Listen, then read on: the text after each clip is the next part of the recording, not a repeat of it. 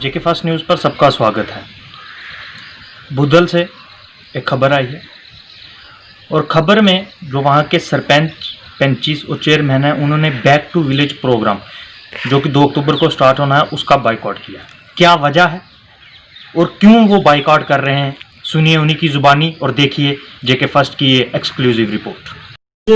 हम अपने block Budhal new की चेयरपर्सन हमारे साथ में, हम इनकी क़यादत में आज यहाँ पे आए थे इस दरबार में, और हम आज ये मैसेज देने के लिए, ये पैगाम देने के लिए यहाँ पे आए थे कि हम back to village 3rd phase जो है उसमें पार्टिसिपेट नहीं करेंगे। और उसकी जो बड़ी वजह है, सबसे बड़ी वजह ये है कि बैक टू विलेज जो प्रोग्राम है ये 2019 में स्टार्ट हुआ था। फर्स्ट बैक टू विलेज हुआ, उसके बाद सेकंड हुआ, उसके बाद सरकार ने कुछ पैसा दिया डिस्ट्रिक्ट राजौरी में 5 करोड़ रुपए। यानी जो काम हमने बैक टू विलेज 1 में या बैक टू विलेज 2 में हाईलाइट किए थे, उन कामों में से कुछ काम जो थे, जो जरूरी काम थे, उनको स्टार्ट करने के लिए वो पैसा सरकार की तरफ से मंजूर भी किया गया, रिलीज भी किया गया। उसके बाद हमारे जो ब्लॉक से हमने अपने चेयरपर्सन मैडम की क़यादत में हमने बाकायदा तौर पे ब्लॉक डेवलपमेंट काउंसिल की मीटिंग की, उसमें हमने प्लान बनाया, प्लान मरतब किया और हमने एडमिनिस्ट्रेशन को डिस्ट्रिक्ट एडमिनिस्ट्रेशन को एडमिनिस्ट्रेटिव अप्रूवल के लिए भेज दिया। एक अरसा गुजर गया, उस प्लान का अप्रूवल हमारे पास नहीं आया। फिर एक लेटर आता है एडमिनिस्ट्रेशन की जानिब से, डिपार्टमेंट की जानिब से, कि हमारे पास पैसा चूंकि कम है, आप बुद्धल ब्लॉक का जो प्लान है वो कम करके, रिड्यूस करके सिर्फ 8 लाख रुपए का प्लान बनाए।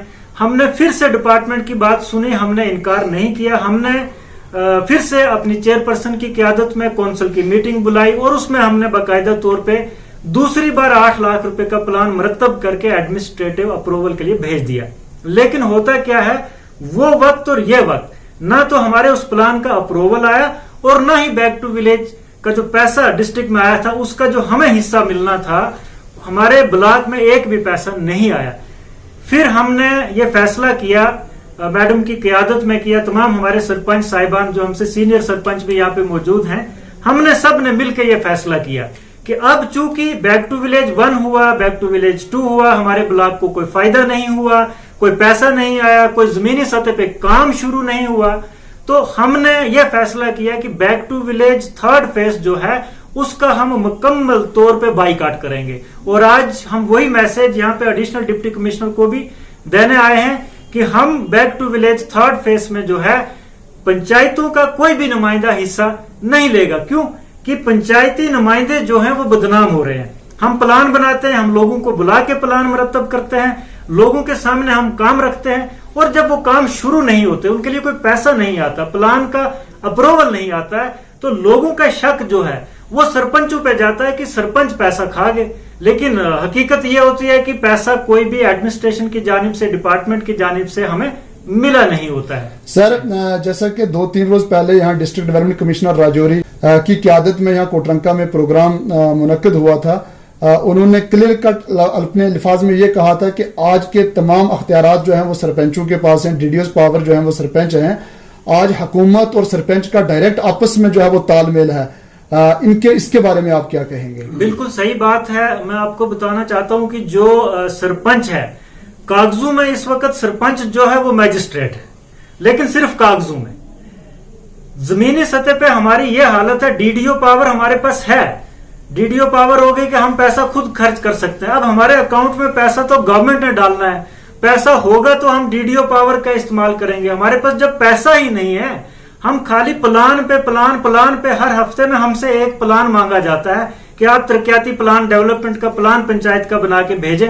हमें 2 सालों में, आप यकीन करें, मैंने कम से कम 25 प्लान भेज दिए बना के, और आज तक एक भी प्लान का हमें एडमिनिस्ट्रेटिव अप्रूवल नहीं आया, पैसा नहीं आया। तो डीडीओ पावर को कागजों तक महदूद रखा हुआ है, इसको इम्प्लीमेंट सरकार ने अभी तक नहीं किया हुआ है। सर, आरडीडी के अलावा भी बुद्धल्स के आपने इश्यूज अभी जो है वो एडमिनिस्ट्रेशन के नोटिस में लाए, जिस तरह के आपने कहा कि पिछले 1 साल से वहां नायब तहसीलदार की पोस्ट वैकेंट है, कोई भी नायब तहसीलदार वहां जाने के लिए तैयार नहीं। तो एडमिनिस्ट्रेशन की तरफ से आपको किस तरीके का जो है वो रिप्लाई अभी मिला? मैं देखें, आपके सामने हमने लगभग सभी हमारे सरपंच सीनियर हैं, शबीर साहब हमारी चेयरपर्सन है, शमीम मैडम जी, इन्होंने भी और मैंने भी, हमने बुद्धल नियाबत का जो मसला है पिछले 1 साल से बुद्धल में नायब तहसीलदार की पोस्ट जो है वो वैकेंट है 1 साल से। ये एडमिनिस्ट्रेशन के लिए शर्म की बात है। आज भी जब हमने ये बात यहाँ पे एडिशनल डिप्टी कमिश्नर के सामने रखी तो आपने देखा कि उन्होंने ये रिप्लाई किया कि मैंने तो मंगवाया था, वो आया ही नहीं वहां पे। अगर आपको एक नायब तहसीलदार एक नियाबत में नहीं बैठ रहा जिसकी आपने ट्रांसफर की है बुद्धल में और वो वहां पे ज्वाइन नहीं कर रहा तो उसके खिलाफ आपने क्या एक्शन लिया? लेकिन इस पे हमारे डिप्टी कमिश्नर साहब कहते हैं कि हम अब किसी नायब तहसीलदार को कंधे पे उठा के जो है वो बुद्धल में नहीं बिठा सकते हैं। ये बहुत बड़ी शर्म की बात है एडमिनिस्ट्रेशन के लिए और गवर्नमेंट के लिए। तो आज हम आपके जरिए से एडिशनल डिप्टी कमिश्नर साहब को, डिप्टी कमिश्नर साहब को या हमारी सूबाई जो एडमिनिस्ट्रेशन है उनको ये कहना चाहते हैं कि अभी हमारे लोग थोड़ा काम में मसरूफ हैं। 5-8 दिन में जब हम फ्री हो जाएंगे सब लोग, हम सड़कों पे आएंगे और फिर हम उठेंगे तब जब हमें बुद्धल में परमानेंट नायब तहसीलदार मिलेगा। और उसके बाद हमारा जो अगला मिशन होगा वो बुद्धल की खोई हुई पहचान का होगा, जो हमारा तहसील का भी इश्यू है। और उसके अलावा भी हमारे बुद्धल में तो हमारा जो 11 पंचायतें हैं, आप देखेंगे कि ये तो नायब तहसीलदार की बात है, वहां पे हमारे पीएचसी में डॉक्टर नहीं है। हमारा बुद्धल जो पीएचसी है इस वक्त आप जाएं आपको एक भी डॉक्टर नहीं मिलेगा। आप समोट जाएंगे पीएचसी में आपको एक भी डॉक्टर नहीं मिलेगा। आप सड़कों की जो हालत देखेंगे, पैसा आता है, ये टेंडरिंग करते हैं, अगर कोई कॉन्ट्रैक्टर सड़क का काम मुकम्मल नहीं करता है तो उसको ब्लैक लिस्ट कर दें, आप किसी दूसरे कॉन्ट्रैक्टर को काम दे दें, लेकिन नहीं देते हैं क्योंकि वहां से इनको कमीशन मिलता है और वो सड़कें जहां से शुरू की होती हैं वो वहीं पे हैं। कोई भी सड़क इनकी हमारे ब्लॉक में कंप्लीट नहीं है इस वक्त तक। हमारे साथ बात करने के लिए मौजूद हैं राजनगर ब्लॉक बुद्धल न्यू की चेयरपर्सन मोहतरमा शमीमा अख्तर जी। हम आपसे पूछना चाहेंगे कि जिस तरह जब ब्लॉक चेयरमैन के इलेक्शन जो है वो कंटेस्ट करवाए गए और आपने हलिफ जो है जब हलफ बर्दारी आपकी हुई तो आपको हमारे जो रियासत के उस वक्त के गवर्नर थे जनाब सत्यापाल मलिक जी, उन्होंने ये कहा था कि चेयरपर्सन जो है उसका जो प्रोटोकॉल है वो डिप्टी कमिश्नर के बराबर का प्रोटोकॉल होगा और आपके जितने भी तमाम तर मसाइल होंगे या बातें होंगी वो एडमिनिस्ट्रेशन जो है वो फौरी तौर उन्हें नोटिस करेगी और आपके मसाइल जो है वो फौरी तौर हल किए जाएंगे।